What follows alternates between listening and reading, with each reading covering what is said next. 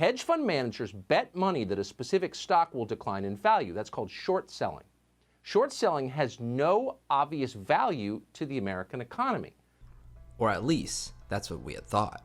In 2012, the Reddit subforum called Wall Street Bets was created by Jamie Rogozinski. At the time, he was working as an information technology consultant for a bank in Washington, D.C. Rogozinski originally created Wall Street Bets as a forum where people can be honest and open about their trades and discuss investments, whether they had made money or lost money.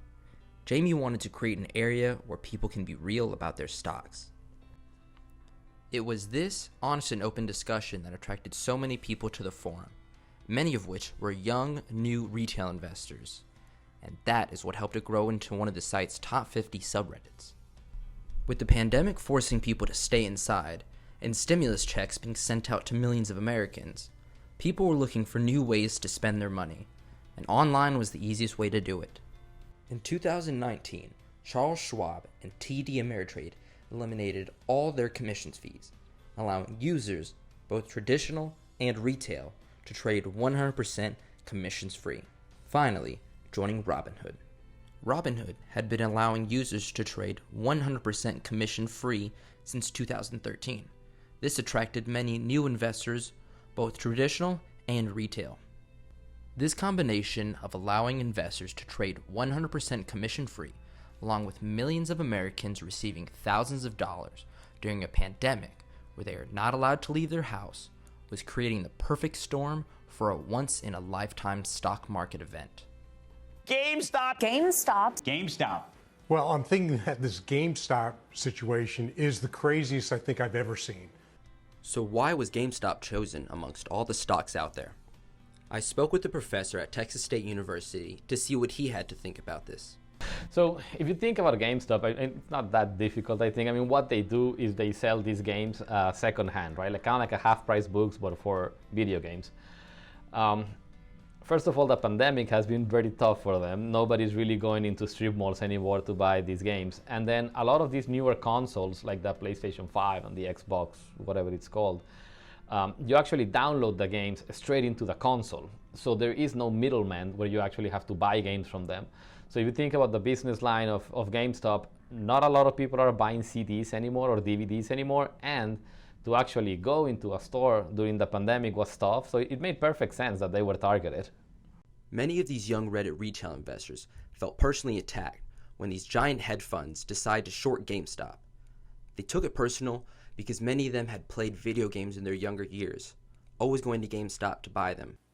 What's happening on Wall Street is so clearly awful and so obviously destructive. The question is, who's going to fight back against it? As it turns out, a bunch of guys on Reddit will. It fell to them to push back against the short sellers because no one else even tried. So they did. A group of independent investors in a Reddit group called Wall Street Bets learned that hedge funds plan to short the stock of a fading retail company called GameStop.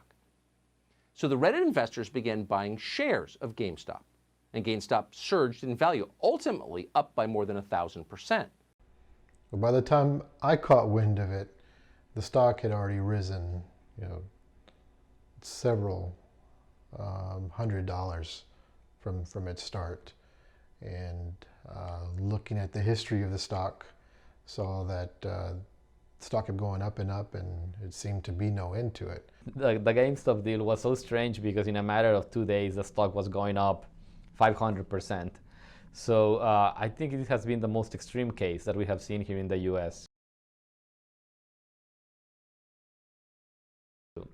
A short squeeze is where a lot of these short sellers, if the price starts to move against them, so if the price instead of going down, it starts to go up, so they're suffering losses now. So the price keeps going up, so they sold when it was 100 and now it's 110, 120, 130, so they're suffering losses. So they actually have to go and buy the shares back. This buying the shares back puts more pressure and keeps prices going higher. So if you are waiting and you are not the first one to sell or to buy again and close your short sell, you may be forced to actually buy the shares when it's even higher. So it's like all the short sellers are trying to get out of the door, and the door is only so wide and they all get stuck, the classic cartoon. It's kind of like that. The hedge funds, for all their calculation, hadn't seen that coming, and they lost billions as a result of it. One hedge fund lost so much money it needed a bailout from 2 other hedge funds. Meanwhile, some of the investors on Reddit got rich. But getting rich was not the whole reason they did it. They also wanted to send a message to the hedge fund managers. Here's one of the Reddit guys, a man called Justin Speak, explaining. I'd be lying to say if there wasn't some pleasure out of the fact, I'm a pastor, and Jesus tells a story about this rich fool who has an overabundant harvest that's more than he can store. And rather than give the excess to those in need, he chooses to build bigger and bigger barns to store it for himself. And rather than share the billions with the less fortunate, they've built bigger and bigger barns for themselves. And so, yeah, I was 100%, there was a part of me that thought, well, it will be fun to be a part of this moment, to see this moment where at some level overnight, these investors are losing their investing lives. It's being demanded from them. While lots of new retail investors were making thousands of dollars, not everyone was happy about their successes.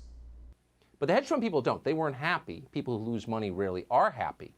But here's what makes the hedge fund managers different from you. They have a lot more power than you. They control the game, so they immediately change the rules of the game. Today, the investment app Robinhood, which is used by independent investors to buy and sell stock, banned its users from trading GameStop shares, as well as from several other company shares. No one even knew that was legal.